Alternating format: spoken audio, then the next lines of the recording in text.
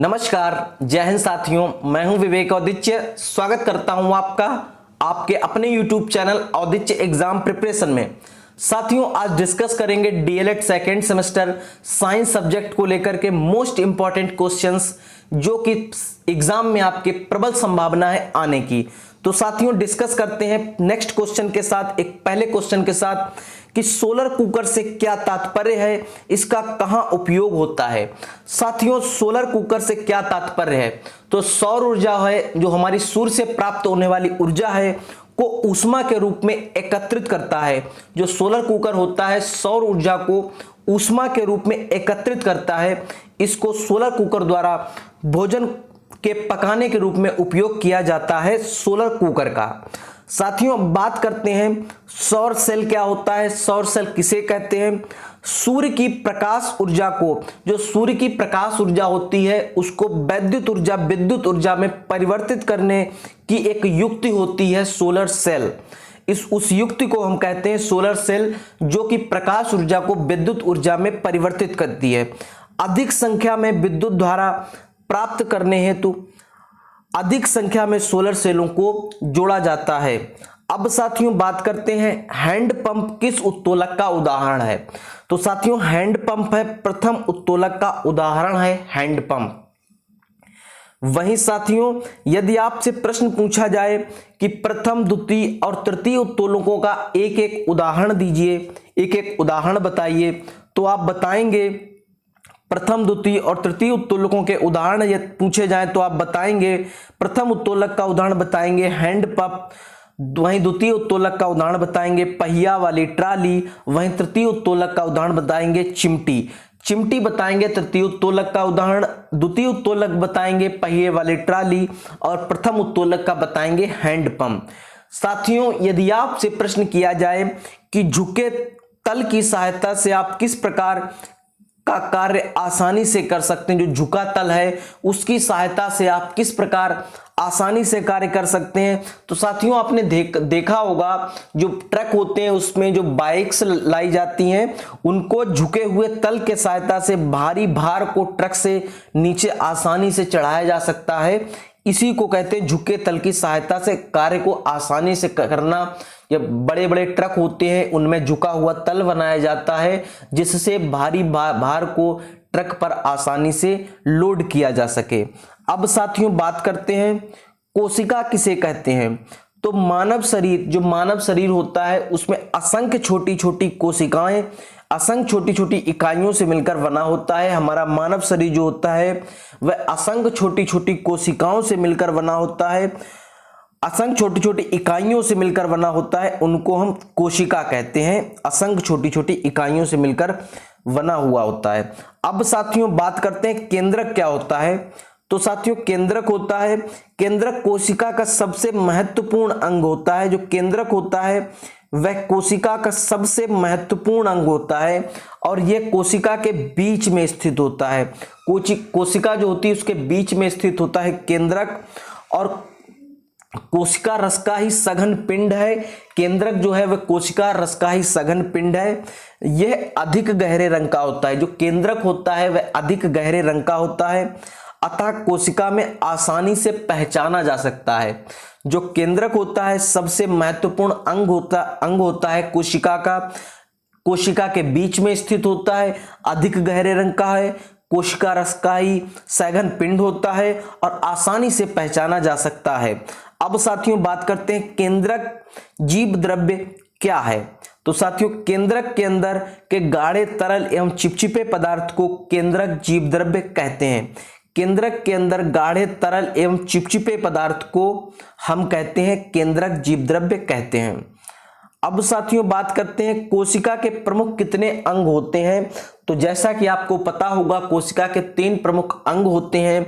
पहला अंग है हमारा कोशिका भित्ति, वहीं दूसरा अंग है हमारा कोशिका द्रव्य और तीसरा अंग है हमारा केंद्रक। कोशिका भित्ति, कोशिका द्रव्य और केंद्रक, ये 3 प्रमुख अंग होते हैं कोशिका के। साथियों, यदि आपसे प्रश्न किया जाए कि ऊतक कितने प्रकार के होते हैं, तो ऊतक निम्नतः 5 प्रकार के प्रमुख होते हैं, जिसमें है उपकला ऊतक, संयोजी ऊतक, संवहन ऊतक, पेशीय ऊतक या तंत्रिका ऊतक, ये प्रमुख ऊतक होते हैं हमारे शरीर के अंदर। अब साथियों बात करते हैं जीवन की आधारभूत क्रियाएं कौन कौन सी, जीवन की, हमारे जीवन जीने के लिए आधारभूत क्रियाएं कौन कौन सी हैं एक जीवन के लिए। तो पोषण है आधारभूत क्रिया, श्वसन है आधारभूत क्रिया, उत्सर्जन है आधारभूत क्रिया, परिसंचरण है आधारभूत क्रिया, नियंत्रण और समन्वय, वृद्धि तथा प्रजनन, ये इतनी हमारे शरीर की प्रमुख आधारभूत क्रियाएं हैं। अब साथियों बात करते हैं हम कि जीवधारियों में प्रजनन की कौन कौन सी विधियां होती हैं। जो हमारे जीवधारी होते हैं उनमें प्रजनन की कौन कौन सी विधियां होती हैं जीवधारियों में। तो साथियों जीवधारियों की प्रजनन की विधियां प्रमुखतः निम्नलिखित 3 भागों में विभक्त किया जाता है। प्रजनन की जो विधियां हैं 3 भागों में होती हैं। पहली है वर्धी प्रजनन, दूसरी है अलैंगिक प्रजनन और तीसरी है लैंगिक प्रजनन। जीवधारियों में प्रजनन की 3 प्रमुख विधियां हैं, वर्धी प्रजनन, अलैंगिक प्रजनन और लैंगिक प्रजनन। अब साथियों नेक्स्ट प्रश्न की तरफ चलते हैं। नेक्स्ट प्रश्न है हमारा, सोलर पैनल का प्रयोग विशेष रूप से कहां किया जाता है। तो सोलर पैनल होता है उसका प्रयोग विशेष रूप से कहां किया जाता है। जितने भी इक्विपमेंट जहां भी इलेक्ट्रिसिटी आपको लगे वहां इलेक्ट्रिसिटी प्रोवाइड की जा रही, वहां विद्युत ऊर्जा प्रोवाइड कराई जा सकती है, तो हम कह सकते हैं वहां सोलर पैनल का प्रयोग हम कर सकते हैं। जैसे कि हम रेडियो, टीवी, जल पंप, वॉशिंग मशीन, ट्यूबलाइट, कहीं भी जहां भी हमको विद्युत ऊर्जा की जरूरत होगी वहां पर हम सोलर पैनल का प्रयोग कर सकते हैं। कुछ उदाहरण के तौर पे आप देख सकते हैं, रोशनी, रेडियो, टीवी तथा जल पंप, यहां पर हम सोलर पैनल का प्रयोग करते हैं। अब साथियों बात करते हैं पवन ऊर्जा क्या है। तो पवन ऊर्जा है वायु के गतिशील होने से उत्पन्न गतिज ऊर्जा को, जो वायु होती है उसके गतिशील होने से उत्पन्न गतिज ऊर्जा को पवन ऊर्जा कहा जाता है। जैसे कि कोई वायु है वह गतिशील अवस्था में है। जब वायु गतिशील अवस्था में होती है तो उसमें उत्पन्न गतिज ऊर्जा को ही हम पवन ऊर्जा कहते हैं।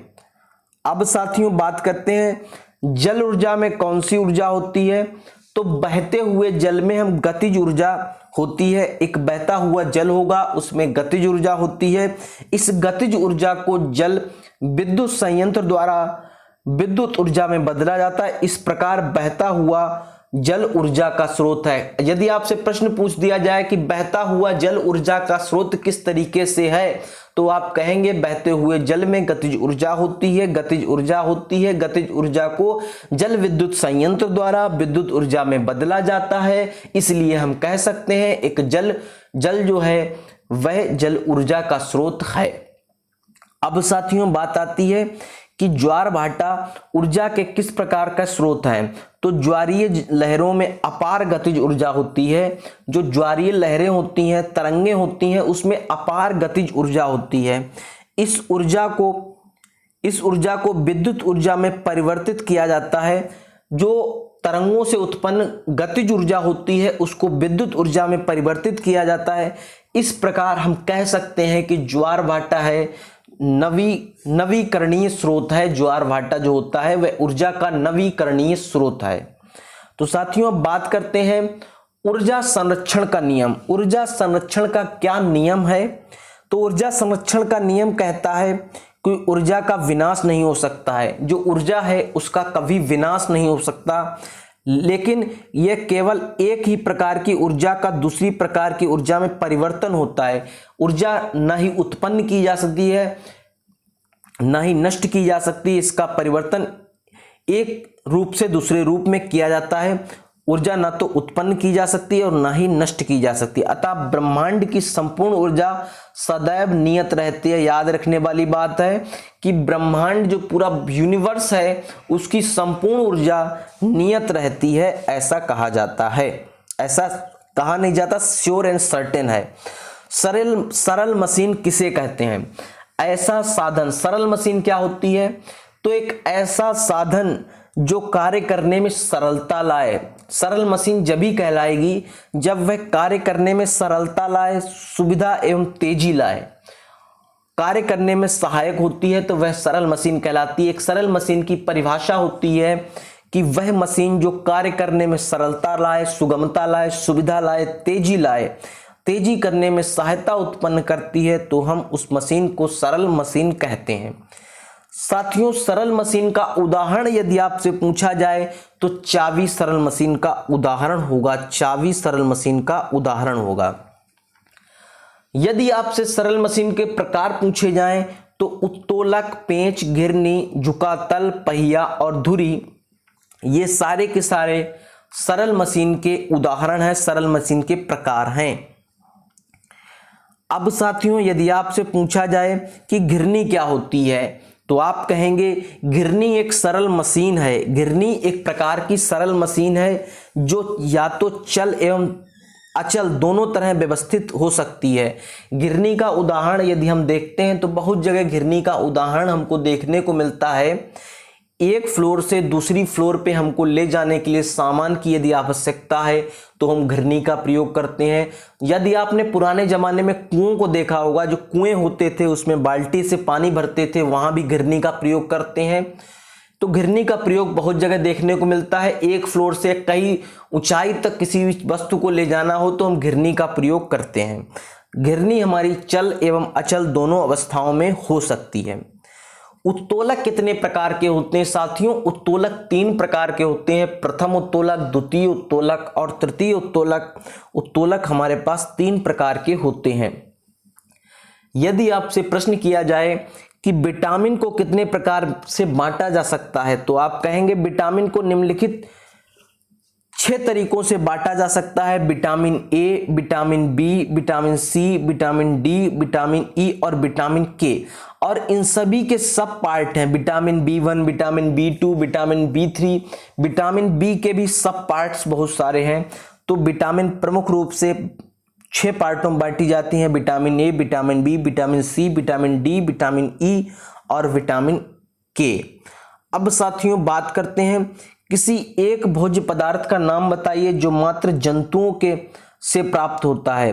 तो जंतुओं से प्राप्त होने वाला एक भोज्य पदार्थ का नाम बताएं तो भोज्य पदार्थ होगा, एक भोज्य पदार्थ यदि हमको नाम बताना तो दूध हमारा है, जो जंतुओं से प्राप्त होता है।